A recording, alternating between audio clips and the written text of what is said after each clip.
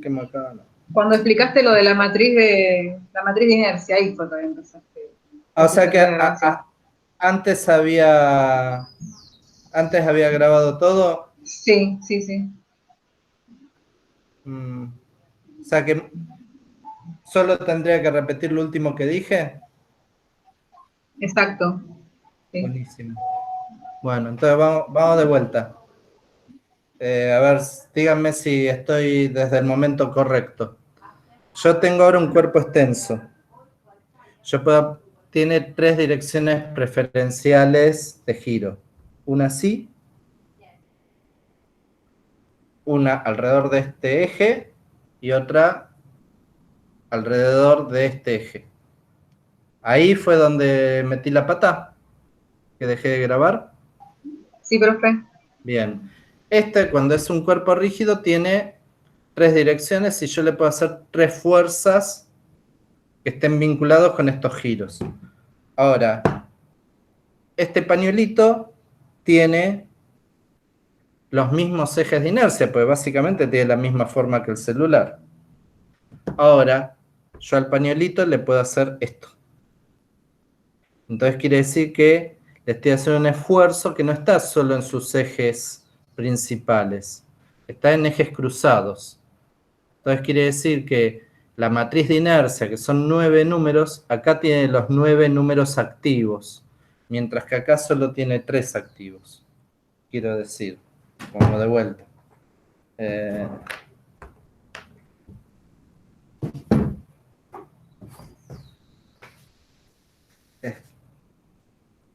El tensor de inercia que acabamos de calcular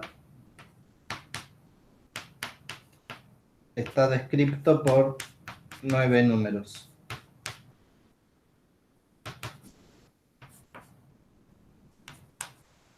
O sea que la matriz se me simplifica cuando estoy trabajando con un cuerpo rígido. Correcto. O sea, bueno, gracias por hacerme acordar. Por un momento me agarró escozo y dije, no grabé toda la clase. Cuando tengo el pañuelo, los momentos de inercia, las tendencias de giro, están afectadas en la diagonal, que son los 3 ejes principales, y en las torsiones, que son los no diagonales.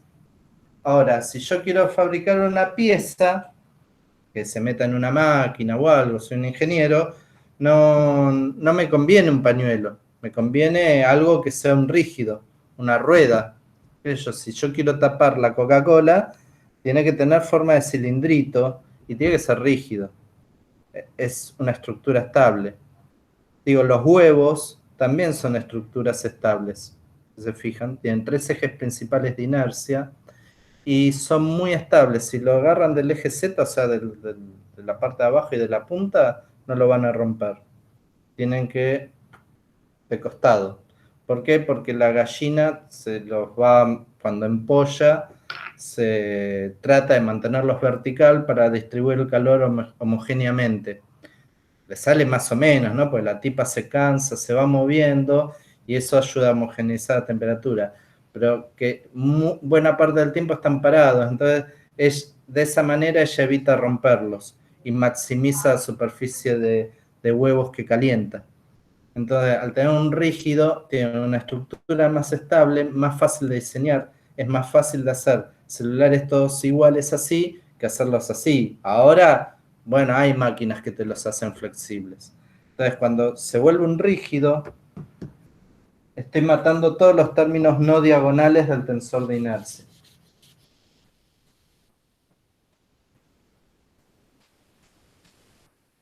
De matriz de inercia, perdón. No quiero seguir introduciendo palabras que por ahí no están muy cancheros. Entonces les queda así. Entonces, en vez de pasar de tener 9 números, ahora tenemos 3. Bueno, eso es un consuelo porque el problema se empieza a volver más fácil. Bueno, este tiene 3 momentos de inercia. En este eje, en este y en este. Todos respecto del centro de masa. Entonces, si esto yo lo revoleo, va a tener un movimiento complicado de 6 grados de libertad. En general los celulares no están diseñados para revolearlos. Pero si yo quiero tapar la Coca-Cola, me convienen estructuras con pocos grados de libertad. Yo esto quiero que solo haga esto. Entonces siempre voy a tener un movimiento en el plano. Entonces si yo con la botellita hago esto para taparla y destaparla, la velocidad angular solo está en Z. Está perpendicular al giro, ¿no? El movimiento sea en el plano X, Y. Entonces se va a mover en Z o en menos Z. Va a destapar o tapar la botellita.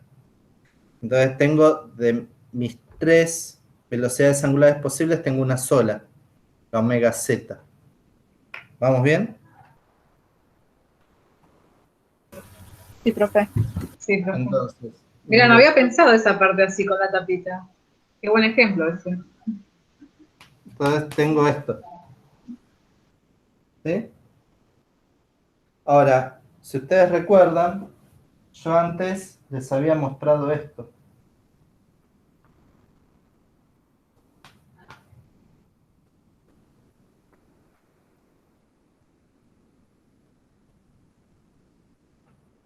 Omega T es omega traspuesta, ¿no? Es el mismo omega, pero escrito como columna, no como fila.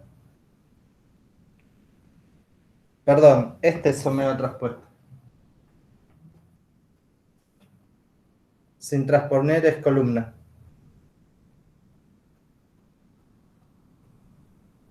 Entonces, ahora les voy a mostrar cómo se escribe esto.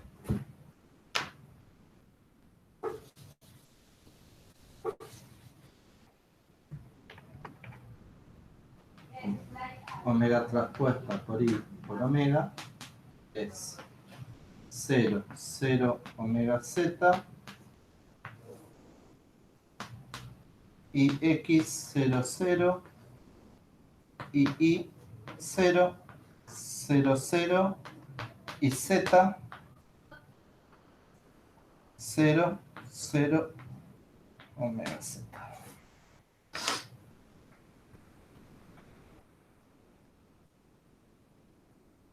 Cuando escribí en el slide omega traspuesta por el momento de inercia matricial por omega, escribí esto. ¿Todos saben hacer productos de vectores con matrices?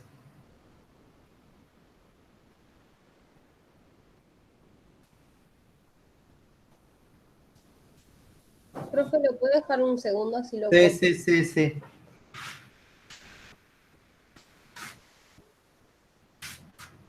Preguntaba si todos saben hacer esta cuenta. Sí. ¿Sí? Entonces, qué sé yo, puedo hacer primero estas dos, o puedo hacer esta con esta, no sé. Ujú. Puedo hacer esta con esta, ¿no? Primero hago I por 0 me da 0. 0 por 0 me da 0. Y, ¿cómo era? 0 por omega me da 0, ¿no? Y así voy escribiendo.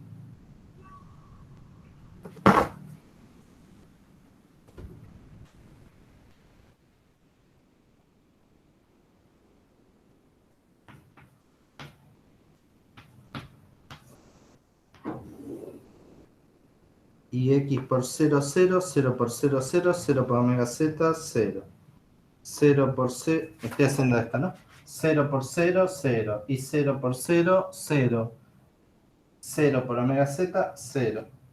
Después hago esta. 0 por 0, 0. 0 por 0, 0. Y Z omega Z.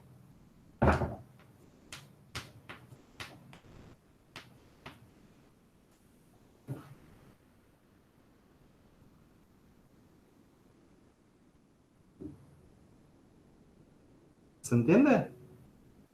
¿Cómo hice la Sí, cuenta? sí, sí. Y ahora me queda hacer esta, ¿no? 0 por 0, 0. 0 por 0, 0. Omega Z por IZ omega Z. Me queda el momento de inercia en Z por omega Z al cuadrado.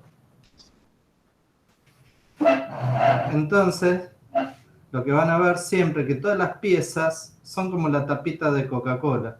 las tuercas, los engranajes, los tornillos, las puertas, tienen un único giro que es en Z.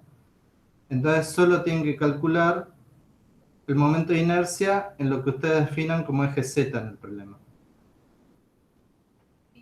Entonces, una cuenta que parecía... es una cuenta muy fea, pero si ustedes arman las piezas convenientemente, a eso se dedican los ingenieros normalmente, y nosotros también podemos aprender muchas cosas de física interesantes viendo esto solamente. Pero claro, había que preparar la pared primero. Y ahora sí, entonces vos me preguntás, ¿cuánto vale la energía rotacional de la tapita de Coca-Cola? Y va a ser el momento de inercia en la dirección Z por su velocidad angular al cuadrado. Y esos generalmente son datos. Claro, calcular los momentos de inercia cuando son pelotitas puntuales es fácil, son sumatorias. Cuando son distribuciones continuas, penuria, hay que integrar. Y integrar en esto es un ejercicio un poco desagradable porque hay que integrarlo en coordenadas cilíndricas. Pero ya sabemos que solo nos interesa el IZ. Bueno, en el peor de los casos hay que calcular dos momentos de inercia, porque el momento en X es igual que el momento en Y. De ahí calculan uno solo de los dos. Y el momento en Z es diferente. Esas cuentas se hacen, uno agarra la geometría, la parametriza, hace muchas cuentas y puede sacar el momento de inercia para una tapita, para un anillo, para el celular, para, no sé, un avirome, para lo que se les ocurra. Para esto también. Y vamos a volver a la presentación.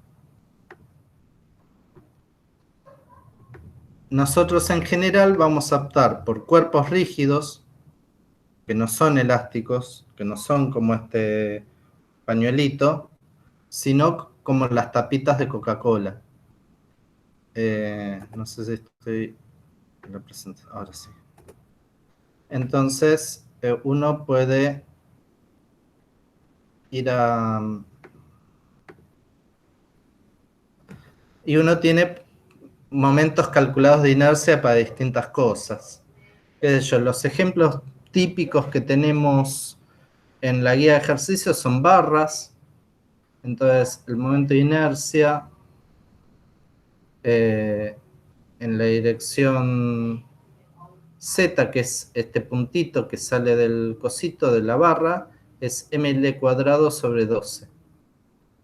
En el caso de un cilindro, de un avirome, por ejemplo, es la masa por el radio al cuadrado dividido 2. Para una esfera, bueno, es simétrica, el eje Z puede ser cualquiera, pero no importa dónde lo calculen, se resuelve haciendo todas las integrales en esféricas, da 2/5 de mr cuadrado. Para un cubo, bueno, no es tan simétrico como la esfera, pero sus momentos de inercia son todos iguales, nada más que hay que pinchar en el lugar correcto, o sea, en el medio del cubo, da m por el largo al cuadrado dividido 6.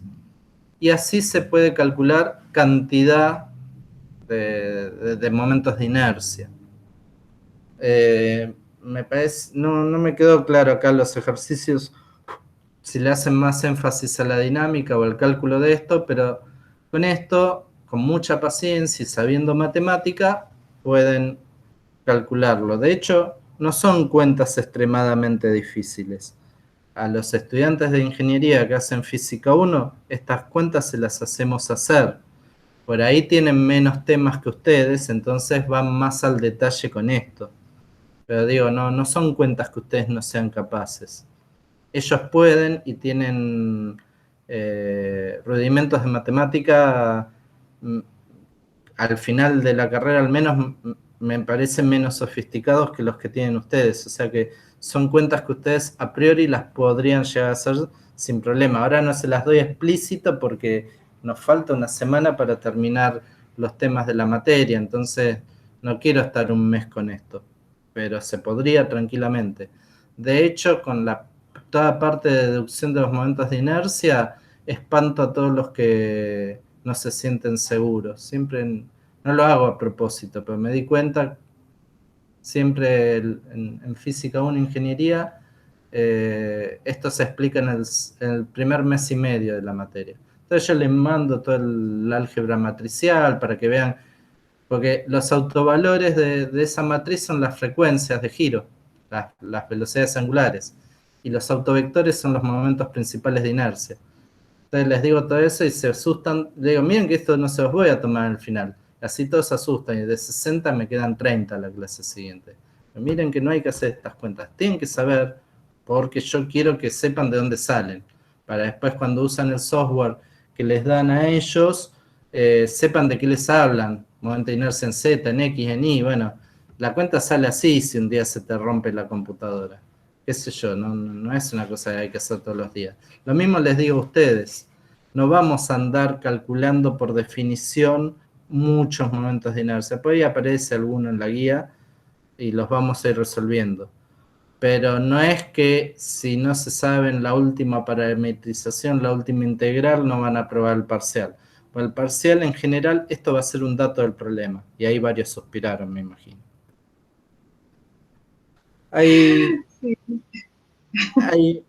Pero a mí me parece siempre importante mostrar esto, porque si no siempre es como que uno les tira la formulita y ya está, y no hay una explicación detrás. Entonces si se la puede dar, aunque sea tediosa, aunque les moleste, hay que darla. Después, eso es calculando todo esto es calculando el momento de inercia, ¿no? Respecto del eje Z del centro, de los polos de la pelota. Ahora, ¿qué pasa si yo quiero calcular el momento de inercia desde un sistema fijo por acá? ¿No? ¿Ven el cubo que estoy marcando con la flechita? ¿Ven que a la derecha del cubo yo estoy con el cursor subiendo y bajando? Sí. Bueno, yo quiero calcular el momento de inercia en este lugar. ¿Cómo se hace? Bueno, es muy fácil. Si esta línea que sube y baja es paralela al eje principal del cubo, lo que hay que hacer es multiplicar por la masa del cubo y la distancia perpendicular al cuadrado entre los dos ejes. Eso se llama teorema de Steiner. Entonces, el momento de inercia, que es dato, si busco un eje paralelo al momento de inercia, es la masa por la distancia al cuadrado entre los dos ejes. Eso es Steiner. Teorema de Steiner. No lo vamos a deducir, pero se puede deducir. Y un último detalle, que era lo que al principio de la clase le dije a Néstor, que por ahí íbamos a necesitar para hacer los ejercicios. Esta deducción la voy a hacer la clase que viene, pero la cuento hoy por si Néstor necesita contar algún ejercicio donde esto se use. Esto es el momento de una fuerza, que creo que lo habíamos hablado, R cruz F. ¿Se acuerdan cuando hablé de centro de masa? Lo deduje usando esto. Es el brazo de palanca. Producto vectorial del brazo de palanca por la fuerza aplicada. Después hay que acordarse de otra cosa. Defino gamma como la aceleración no es angular, o sí, es la derivada de omega, la derivada de la velocidad angular. Y se pueden juntar estas dos cosas de esta manera. Como vector, el momento es I por gamma, y en módulo, si son perpendiculares, el momento queda F por R. Y si son perpendiculares, esto es IZ por omega punto Z, o gamma Z. Estas cuatro expresiones, voy a hablar la primera parte de la clase pasada, que viene, porque me doy cuenta que este tipo de clases para ustedes son pesadas. Entonces, no los voy a torturar ahora hablándoles 1 hora y media más de esto. Es una opción, podría estar las 4 horas hablándoles de esto y después la vez que viene solo hacemos ejercicios. Pero tampoco la idea es, porque para poder hacer los ejercicios necesitamos los contenidos de cada cosa, pero no quiero matarlos así porque se van a deprimir, van a pensar que no saben nada. Y no, es un tema difícil, no es fácil. Pero nada, me parece a mí lo que tiene siempre de buena esta clase, que yo siempre le digo a los ingenieros, es que, bueno, ustedes ya a lo largo de esta materia lo vieron, se conecta mucho con la matemática y uno empieza a entender por qué hubo que desarrollar tanta matemática y por qué la física se tuvo que nutrir de esa matemática. Porque hay muchos fenómenos que si no sabemos derivar, integrar, si no vemos expresiones más complicadas con un movimiento rectilíneo uniformemente variado, o si no consideramos cuerpos extensos, nos quedamos con una descripción de la naturaleza muy reducida. Entonces, si uno quiere ampliar los horizontes, y tiene que ampliar el campo de saberes. Y bueno, y uno se va metiendo y los problemas se van complejizando. Y bueno, digo, está bien, uno por ahí después cuando va a dar clase a una secundaria termina dando una formulita, pero siempre está el porqué. Y uno siempre tiene que estar un poco más allá de ese porqué que nos preguntan. Uno por ahí en la secundaria no va a explicar matrices. Por ahí sí, depende, si van a un ENET capaz que se explica, no sé. Pero sí uno tiene que tener conciencia de qué es lo que pasa, de qué es el detrás de escena, aunque después lo que uno baje sea un 10% de lo que aprendió. Porque si no uno siempre, si no uno pasa a repetir fórmulas sin haberlas pensado uno detenidamente. Eso por un lado. Por el otro lado está bueno, ¿no? Digo, en álgebra nos tiraron con autovalores y autovectores, en análisis con límites de función. ¿Y para qué lo queríamos? Si no sabemos para qué lo usamos, está bien, aquel que es un matemático purista puede decir, no, por el placer de saber matemática. Está muy bien eso, es muy válida esa afirmación. Pero también si uno puede con pensamiento lateral vincularlo con otras disciplinas, es mucho más enriquecedor para uno y para la gente con la que uno después comparte estas cosas. Así que bueno, un poco... por eso también esta es una materia que necesita todas esas correlativas, o por lo menos que las estén viendo más o menos a la vez que esta materia, porque uno puede ganar en riqueza. Si no me entendieron nada de lo de las matrices, se quedan tranquilos que si saben que el movimiento es plano, tengo que identificar el eje Z y que el bicho gire en esa dirección. Y entonces uso una fórmula. I por omega cuadrado dividido 2 es la energía rotacional. Ya está, listo, me desentendí.